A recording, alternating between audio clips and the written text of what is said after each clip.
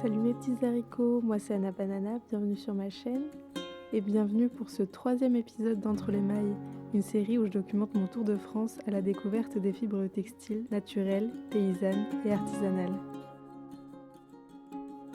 Épisode 3, découverte au fil des rencontres, du 25 novembre au 28 novembre 2022. J'ai entendu parler d'Alice dans le journal local de Limoges, dans un article sur les différents avantages de la laine. Même si l'on pense tout de suite à des brebis, Alice, elle, a opté pour élever d'autres animaux pour la douceur de leur toison. Elle s'occupe aujourd'hui de 5 alpagas,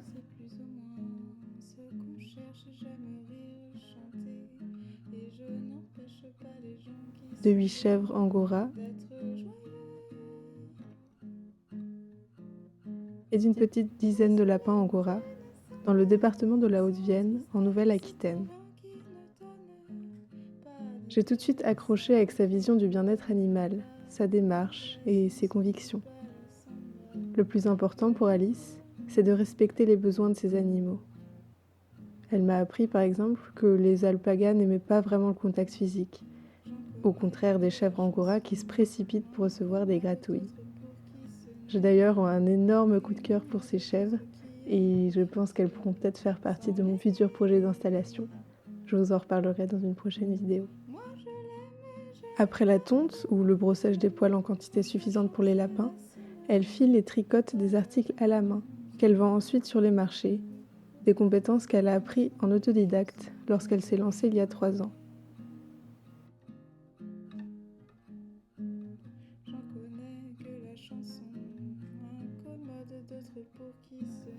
Je suis trop heureuse d'avoir pu croiser une personne aussi généreuse et aimante sur mon chemin. Alice fait partie de mes étoiles de bergère, ces femmes qui me guident et m'apprennent les différents savoirs et savoir-faire autour de la laine et de l'élevage.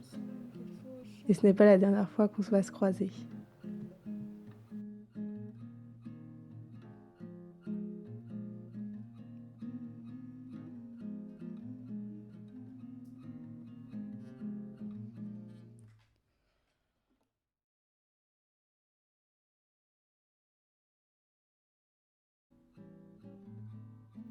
Le lendemain, le 16 novembre, j'ai profité de ma présence dans le Limousin pour visiter la Scope Laine et Compagnie, une des 5 dernières entreprises en France à savoir confectionner des matelas et autres articles de literie en laine.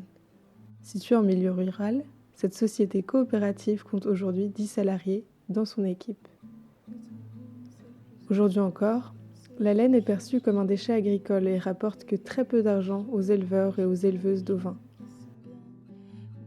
Pour lutter contre ce gaspillage, Jean-Philippe décide avec sa compagne Sarah de la valoriser en s'en servant comme matière de rembourrage pour des matelas et couettes en 2001. Aujourd'hui, l'entreprise récupère 18 tonnes de laine auprès d'une quarantaine d'éleveurs et d'éleveuses en France et paye le kilo de laine plus cher que le prix standard pour encourager cette dynamique. C'était vraiment une super visite qui m'a fait voir l'envers du décor d'une petite entreprise familiale qui travaille avec la laine.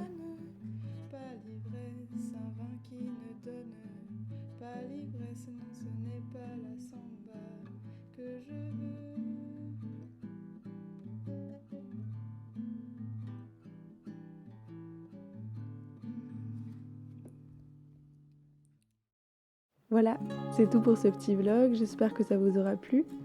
Dans le prochain épisode, je m'éloigne un peu de la laine pour vous parler de mon premier chantier d'agroforesterie syntropique en Dordogne que j'ai fait avec 2 copines de ma formation à l'école d'agroécologie voyageuse.